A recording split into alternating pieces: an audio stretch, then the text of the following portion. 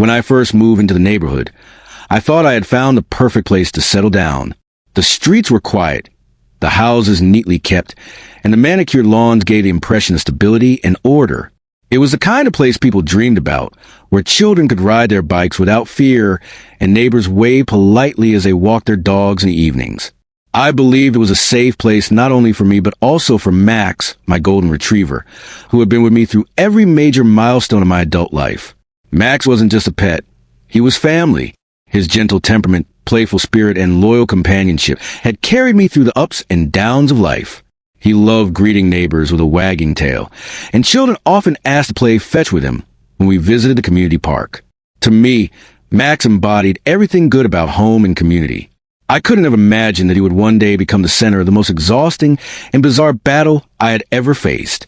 The trouble started subtly, almost like a shadow creeping across what seemed like a sunny, perfect existence. At first, it was just small glances from a neighbor across the street, stares that lingered too long. Whenever Max and I walked by, then came the murmurs at the monthly homeowners association meetings, where topics that seemed innocent at first, like neighborhood standards or community image, suddenly included vague references to certain pets being disruptive. I brushed it off, thinking it was coincidence, or perhaps someone else's dog that had caused issues. But the letter changed everything. One bright afternoon, tucked neatly into my mailbox, I found an official-looking envelope stamped with the HOA's emblem. The paper inside was thick, the language formal, and the message direct. According to the HOA board, Max was in violation of community rules. They claimed he was a disturbance of the peace and an animal not approved under current neighborhood guidelines. The letter stated that unless I removed Max from the property within 30 days, I would face escalating fines, potential legal action, and even the possibility of being forced out of the neighborhood altogether. The words struck like a hammer. I read the letter over and over, tried to understand what offense my dog could possibly have committed. Max never barked excessively, never damaged property, and never acted aggressively. In fact, he was one of the calmest dogs anyone could meet. Yet the HOA seemed determined to make him into a problem. As I pieced together the situation, one name kept surfacing. Karen. She was a long-standing member of the HOA board, a woman with a reputation for scrutinizing every detail of the neighborhood. Karen was the kind of person who measured grass height with a ruler and reported trash bins left on the curb for more than a few hours. To her, rules weren't guidelines, they were weapons. And once she set her sights on something, she didn't let go. It became clear that Karen had decided Max didn't belong. Some neighbors whispered that she had allergies. Others speculated she simply disliked dogs. But the truth was more sinister. She wanted complete control, and Max represented defiance she couldn't tolerate. She rallied other board members with exaggerated stories about dangerous animals and liability risks, painting a picture of chaos that simply wasn't true. I felt anger bubbling inside me, but also fear. The HOA had real power. They could fine me hundreds, even thousands of dollars. They could file liens against my property. They could drag me through court battles I had no desire to fight, all because of Max. As the weeks went on, the pressure mounted. Karen began visiting neighbors, clipboard in hand, gathering complaints. Some people signed her petitions just to avoid her wrath. Others genuinely bought into her narrative, convinced that Max was a threat. It didn't matter that none of them had ever been harmed, or that Max had a spotless record. The HOA was building a case, and they were doing it fast. The situation grew unbearable.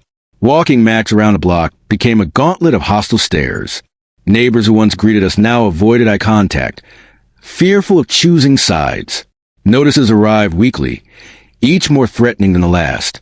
What had started as a quiet life in a pleasant community had turned into a battlefield, with Max and me in the center. One night, I sat on the porch as Max lay at my feet, his head resting on my shoes. The street was calm, the kind of stillness that normally brought peace. But all I felt was dread. I thought about what would happen if I gave in, if I let the HOA win and surrendered Max. The idea was unbearable. I had promised to protect him, to give him a good life, and abandoning him wasn't an option. That was the moment I decided to fight back. I didn't know how yet, but I knew one thing. I wasn't going to let a power-hungry board strip me of my family. If the HOA wanted a battle, then a battle they would get. The next chapter of my life wouldn't be about quiet walks or friendly waves. It would be about standing up against an organization that believed it was above fairness and reason. And as I would soon learn, they had picked the wrong person and the wrong dog to push around. The decision to fight back didn't come lightly. I knew the Homeowners Association thrived on intimidation. Their power wasn't just in the rules they enforced, but in the fear those rules inspired. Most people caved, choosing to pay fines or comply with demands rather than endure drawn-out battles. But I wasn't most people. For Max, I would endure every sleepless night, every threat, every ounce of stress the HOA could throw at me. The first step was understanding exactly what I was up against. I went through the HOA handbook word by word, highlighting every clause related to pets. To my surprise, there was nothing that specifically banned dogs. The rules mentioned leash laws, waste disposal, and noise ordinances, but nowhere did it say dogs were prohibited. In fact, there was a section that allowed up to 2 household pets per property. Max, by every measurable standard, was completely compliant. That discovery gave me a spark of hope, but it wasn't enough. I knew Karen and her allies on the board would twist the wording, argue loopholes, or invent justifications. If I wanted to stand a chance, I needed evidence. I started small. I installed security cameras around my property, both for protection and documentation. I kept detailed logs of Max's daily routines, his walks, his feeding times, his play in the yard. Whenever children came to pet him, I made mental notes of their laughter, their joy, their safety. Every piece of evidence mattered. Soon, I began hearing stories from other neighbors, quiet, hushed confessions shared when Karen wasn't around. Several admitted they didn't see Max as a problem at all. Some even said they loved having him in the neighborhood. But when I asked if they'd be willing to speak up, most shook their heads. Karen, they explained, had a long memory and a sharp tongue. Crossing her often led to endless inspections, fines for minor infractions, or thinly veiled harassment. She was a master of turning the HOA's rules into personal weapons, and no one wanted to be her next target. Still, not everyone was afraid. A few brave neighbors were willing to stand by me, offering to provide statements or testify if it came to that. Among them was an elderly couple who adored Max, often slipping him treats during our walks. Their support meant the world to me, a small reminder that I wasn't entirely alone in this fight. Meanwhile, Karen escalated. Notices became more aggressive, warning that daily fines would accumulate if Max wasn't removed. She claimed multiple complaints had been filed, though no evidence was ever provided. At one point, I even caught her taking photos of my yard, zooming in on Max as if capturing proof of a crime. The intimidation didn't stop there. Anonymous letters began appearing in my mailbox, scribbled in sharp handwriting, urging me to think about the community and do the right thing. Some were crueler, suggesting that if I didn't get rid of Max, someone else would take care of the problem. My hands shook each time I read those words. I never let Max out of my sight after that. Despite the pressure, I pressed forward. I attended every HOA meeting, sitting quietly while Karen delivered her speeches about neighborhood standards. She used words like dangerous, unpredictable, and nuisance, painting Max as some uncontrollable beast. I kept my composure, resisting the urge to shout back, and instead waited for my chance. That chance came one evening when the board finally allowed me to speak. I stood before them, holding the HOA handbook in one hand and a binder full of documentation in the other. Calmly, I pointed out the absence of any dog ban in the rules. I presented letters of support from neighbors who admired Max's gentle nature. I even played video clips showing Max quietly lounging in the yard, proving he wasn't the menace they claimed. The room was silent when I finished. For a moment, I thought reason might prevail, but then Karen spoke. Her tone was sharp, her words cutting. She accused me of manipulation, of rallying neighbors against the board, of creating division in the community. She dismissed the evidence as irrelevant and declared that the board had discretionary authority to interpret the rules as they saw fit. The vote that followed wasn't surprising. The board sided with Karen. They upheld the demand that Max be removed, giving me just 2 weeks before fines would begin. Walking home that night, binder clutched tightly in my arms. I felt the crushing weight of defeat. But beneath that weight was a simmering determination. If the HOA wanted a war of attrition, I would give them one. If they wanted to twist rules, I would untwist them. And if they believed they were untouchable, I would prove them wrong. It was around this time that I decided to seek professional help. I made an appointment with an attorney who specialized in property and HOA disputes. Sitting in his office, I laid out the entire situation, from the first letter to the board's latest vote. He listened carefully, nodding as he skimmed through the documentation I had gathered. When he finally looked up, his words carried both reassurance and warning. Yes, I had a case. Yes, the HOA was overstepping. But he also explained that these battles were rarely simple. HOAs had deep pockets, often funded by community dues. They counted on residents giving up before the fight dragged too far. But if I was willing to endure, if I truly wanted justice, then he was prepared to stand with me. That meeting was a turning point. For the first time, I felt like I had a real chance, not just a stubborn refusal to back down. I wasn't fighting alone anymore. The days that followed were a blur of paperwork, strategy sessions, and long walks with Max where I found clarity in the rhythm of his steps. Every time he looked up at me with those trusting eyes, I knew I couldn't falter. He had no idea the storm raging around him, and I was determined to keep it that way. The HOA didn't slow down, of course. Karen doubled her efforts, spreading rumors, pushing fines, and threatening liens. She believed she had cornered me. What she didn't realize was that I had quietly prepared a counterattack, one that would eventually bring a judge directly to her doorstep. But for now, the battle was still in its early stages, and the community, once silent, was beginning to stir. Whispers of resistance were growing louder, neighbors wondering if the board's power had finally gone too far. The stage was set, the lines were drawn, and I was ready to fight for Max, no matter how far the HOA wanted to take this. The weeks that followed felt like living under siege. The HOA unleashed every weapon in its arsenal, determined to break me before my case could even reach a courtroom. Letters came almost daily now, each one stamped with the HOA's logo, each filled with threats of fines and penalties. The amounts grew larger with each notice, stacking into numbers meant to intimidate, numbers designed to make anyone fold under the pressure. But I refused to bend. I sent each notice straight to my attorney, who filed them neatly into a growing folder of evidence. Every threat, every overreach, every abuse of power was carefully documented. Each letter that Karen thought would frighten me only became another brick in the wall of my defense. Meanwhile, Karen grew bolder. She strutted to the neighborhood like a sheriff in her own little town, pointing out violations with a smug satisfaction. A neighbor who left garden tools out for a single night found themselves fined. Another who hung a holiday wreath past the acceptable window received a warning. The message was clear. Anyone who sided with me would pay the price. And yet, cracks began to show in her control. Some neighbors, tired of the constant harassment, started quietly reaching out. A whispered word at the mailbox, a hushed conversation behind closed doors. People were beginning to question the authority of the board. They saw through Karen's crusade and recognized that Max was just the latest excuse for her power grab. My attorney moved quickly, filing a formal complaint against the HOA for overstepping its authority.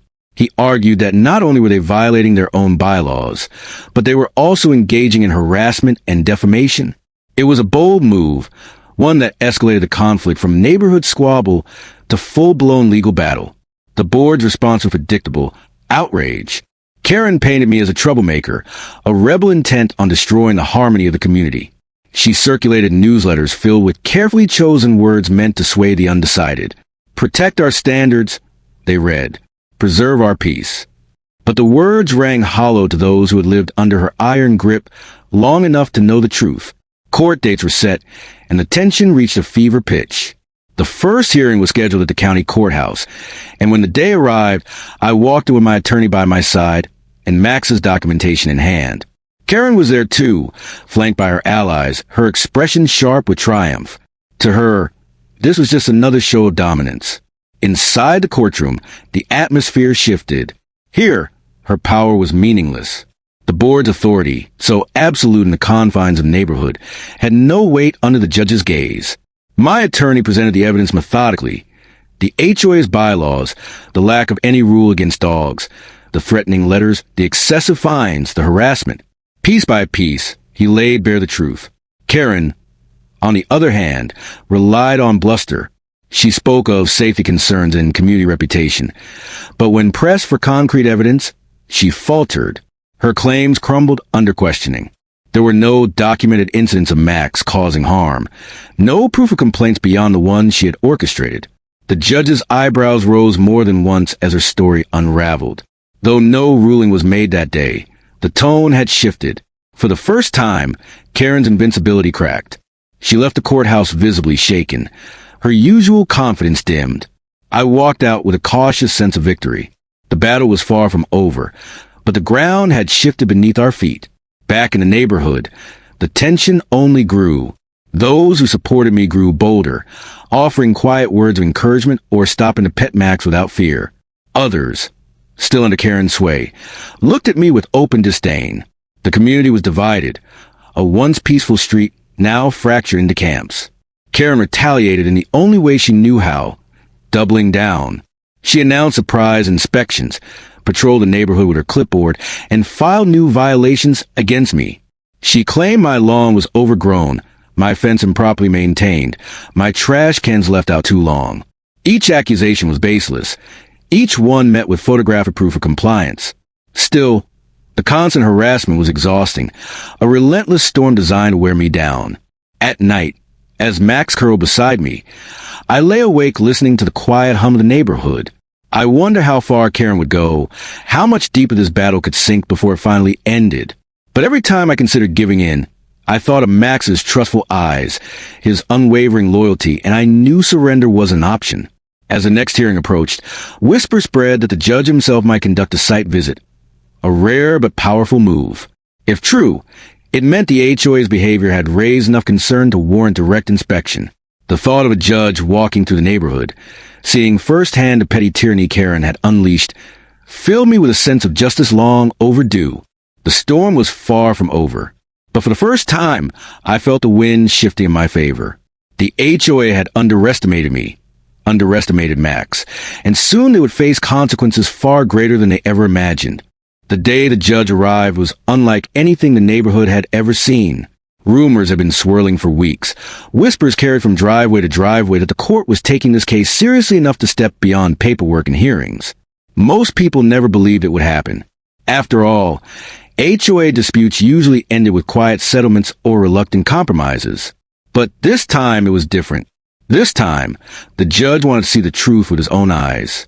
The morning was still and heavy with anticipation. Curtains twitched as neighbors peeked out, waiting for the moment to unfold. When the unmarked black sedan finally pulled into the cul-de-sac, the street seemed to hold its breath. Out stepped the judge, accompanied by a clerk and a neutral observer appointed to take notes. His presence was calm but commanding, the kind of authority that couldn't be fabricated or manipulated. Karen was ready for him. She stood at the edge of her pristine lawn, clipboard clutched in one hand, lips pressed into a thin smile that didn't reach her eyes. She had prepared for this moment with the same fervor she had brought to every other step of her campaign. Her flower beds were perfectly edged, her hedges clipped into rigid shapes, her driveway spotless. She had orchestrated her corner of the street like a stage, convinced it would impress the judge with her vision of order and control. But the judge wasn't there to admire landscaping. He was there to listen, to observe, to cut through the fog of exaggeration and intimidation that had poisoned community. He began with Karen, allowing her to present her claims. She spoke with the confidence of someone who had told her story too many times, repeating words like safety, standards, and reputation. She pointed toward my home with sweeping gestures, painting it as a hub of disorder. She spoke of noise, of property values, of neighbors who feared for their children. And then the judge turned his eyes to me. I stood quietly at the edge of my yard, Max sitting obediently by my side, his leash loose in my hand. He didn't bark, didn't lunge, didn't even stir. He simply sat there, tail thumping softly against the grass, a picture of calm loyalty. If Karen's words were meant to conjure the image of a dangerous animal, Max's behavior dismantled him in silence. The judge asked questions, and I answered with measured honesty. I presented the binder of evidence I had built, the same documentation my attorney and I had meticulously gathered. I handed over letters from neighbors who had praised Max's gentle nature, time-stamped photographs showing compliance with every rule, and video clips proving that the so-called disturbances Karen cited were pure fiction. Then came the moment that changed everything.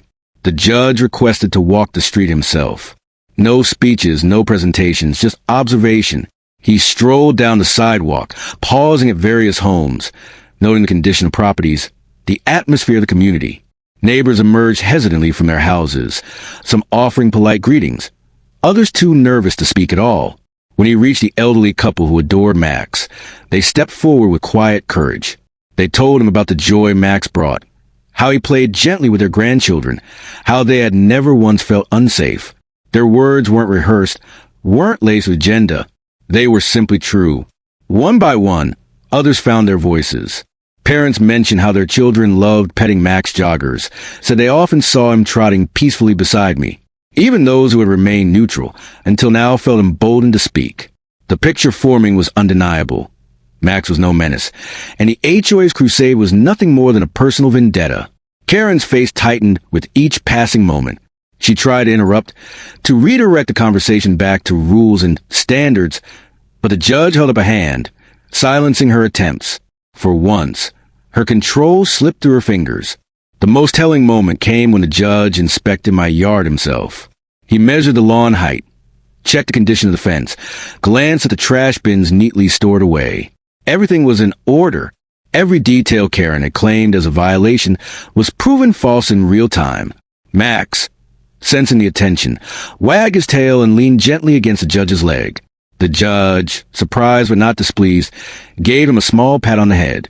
It was a simple gesture, but in that instant, the narrative collapsed. The dangerous animal was nothing more than a friendly dog eager for affection. By the time the judge left, the mood of the neighborhood had shifted. People stood a little straighter, whispered a little less fearfully. They had seen the balance of power tilt, had witnessed the board's authority falter under scrutiny. Karen, meanwhile, retreated into her house, her clipboard clutched tightly as though it could shield her from the humiliation of the day. That night, the street was alive with quiet conversations. Neighbors who had once avoided me now stopped to chat, to apologize, to offer support. Some admitted they had been too afraid to speak before, but now felt hopeful that the stranglehold of the HOA could finally be broken. For the first time since the nightmare began, I felt something close to peace. But the fight wasn't over. The judge's visit had exposed the truth, but the case still lingered in the courts. Karen and the board weren't ready to admit defeat. I knew she would return, angrier and more determined than ever. Still, as Max lay curled at my feet that evening, his steady breathing a reminder why I had fought so hard, I allowed myself a rare moment of relief. The tide had turned. The truth had been seen. And soon, the final blow would fall. The judge's visit should have ended the matter. For anyone else, it would have been enough. The evidence was clear, the truth undeniable, and the community itself had spoken. But Karen was not like anyone else. To her, the judge's inspection was not a verdict, but an insult, a personal humiliation that demanded retaliation. And retaliation was something she delivered with ruthless precision. Within days, the HOA unleashed a new wave of demands. Letters arrived accusing me of unauthorized modifications to my property. They claimed the paint on my shutters was not an approved shade, that the bird bath in my garden violated aesthetic guidelines, that even the welcome mat on my porch failed to meet standards. Each accusation was more absurd than the last, but each carried the weight of potential fines.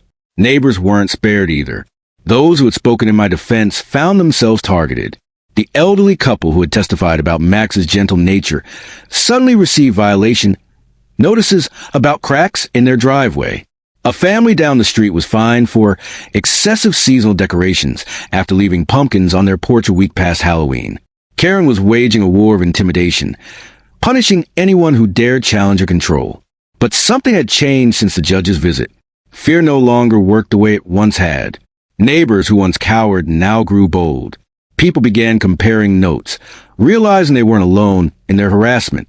Quiet conversations turned into organized meetings, held in living rooms and backyards where Karen couldn't listen. For the first time, the neighborhood began to see itself not as victims of the HOA, but as a community capable of standing together.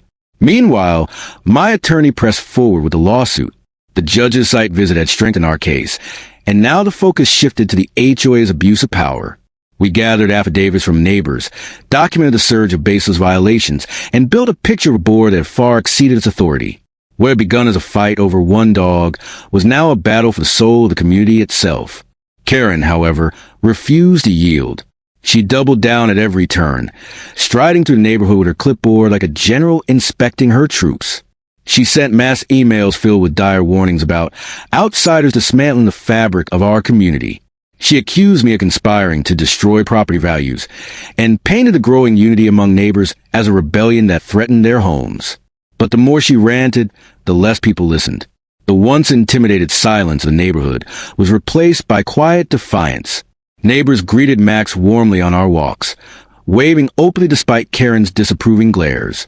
Children played fetch with him in front yards, laughter echoing to the cul-de-sac. Every smile, every pat on Max's head was an act of resistance, a reminder that Karen's grip was slipping. The breaking point came at the next HOA meeting. The community hall was packed, every chair filled, with neighbors standing along the walls. Karen presided over the meeting with her usual sharp authority. But the atmosphere had shifted. Whispers ran to the crowd, a current of energy she could no longer control. When the floor opened for discussion, voices rose. Residents spoke not just about Max, but about years of petty harassment, unfair fines, and selective enforcement of rules. The elderly couple recounted the sudden targeting of their driveway. Parents spoke of their children being scolded for leaving bikes near the sidewalk. One by one, the grievances poured out, a flood of resentment long held back. Karen tried to regain control, pounding her gavel and insisting that the meeting stay on topic. But the voices would not be silenced. For the first time, the community saw her not as a protector of order, but as the source of chaos itself. Her authority, once absolute, crumbled in the face of collective outrage. The climax came when one resident stood and called for a vote of no confidence in the board. The room erupted in applause. Though the vote wasn't binding, it was a symbolic act, a declaration that the neighborhood no longer stood with Karen. She sat frozen, her face pale, her hand gripping the gavel so tightly her knuckles whitened. That night, the board was fractured. Several members resigned quietly in the days that followed, unwilling to stand beside her any longer. The tide had turned completely. The HOA was no longer a weapon in Karen's hands. It was a collapsing fortress. Still, Karen wasn't finished. She launched one last desperate attack, filing a personal complaint against me in civil court. She claimed damages to her peace of enjoyment, arguing that Max's presence had caused her emotional distress and lowered the value of her property. It was a move born of desperation, and yet it carried risk. If the court entertained her claims, it could prolong the battle indefinitely. My attorney and I prepared for the final showdown. By now, the evidence was overwhelming, the community firmly behind me, but I knew better than to underestimate Karen's stubbornness. She had turned my quiet life into a battlefield, and I had no illusion she would stop short of the finish line. The date was set for the final hearing. As the day approached, the neighborhood held its breath, waiting for conclusion of a saga that consumed it for months. Some feared Karen would find a way to twist the truth again. Others believed justice was inevitable. As for me, I walked into that courthouse with Max's leash in my hand and my head held high. Whatever the outcome, I knew one thing. I had fought with everything I had, not just for my dog, but for the dignity of a community that deserved better. And though Karen believed this would be her victory, what waited for her inside that courtroom was a reckoning she never saw coming. The courthouse was quieter than usual that morning, but for me, the weight of the moment made every sound echo louder than it should have. The shuffle of shoes across the marble floors, the creak of the heavy wooden doors, the hushed conversations in the hall, they all carried gravity that pressed against my chest. This wasn't just another hearing. This was the end game, the moment when months of stress, fear, and determination would finally collide. Karen was already there when I arrived, seated at the plaintiff's table with her usual stack of papers and her ever-present clipboard. Her posture was rigid, her expression carved in stone, but there was a flicker in her eyes, an uncertainty that hadn't been there before. She knew the judge had seen the truth during his visit. She knew her grip on the neighborhood had slipped, and yet she was too stubborn to let go. My attorney laid out our case with steady precision. He presented the HOA bylaws, highlighting the sections that allowed pets and the complete absence of any rule banning dogs. He stacked violation notices in front of the judge, a pile so thick it looked absurd, each one more trivial than the last. He called upon affidavits from neighbors, recounting how Karen had targeted them for minor infractions in the wake of their support for me. Piece by piece, he constructed a damning portrait of a board weaponized for a personal vendetta. Then Karen had her turn. She spoke with the same fire she always carried, insisting that Max was a danger, that I was disruptive, that the entire community suffered because of my defiance. But without the protection of her clipboard's authority, her words fell flat. The judge asked for evidence, reports of incidents, photographs of damage, complaints from impartial neighbors. She had none. All she could offer were vague claims and exaggerated fears. At one point, in her desperation, she gestured wildly at Max, who sat quietly beside me with his head resting on his paws. The contrast was almost comical, her voice sharp and angry, his demeanor calm and gentle. The judge's brow furrowed, as though he too could see the absurdity of it all. When closing arguments ended, the courtroom grew still. The judge leaned back in his chair, hands folded, eyes sweeping across the papers before him. The silence stretched, heavy with anticipation, until finally he spoke. His ruling was clear.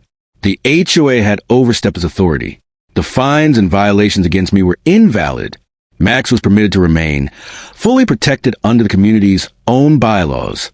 Furthermore, the judge declared that the HOA had engaged in harassment, abuse of power, and selective enforcement. The board was ordered to cease its retaliatory actions immediately. Damages were awarded in my favor, covering legal fees and compensation for the months of undue stress. The words hit the room like thunder. Relief washed over me so intensely I had to steady myself against the table. Beside me, Max wagged his tail, oblivious of the magnitude of what had just been decided.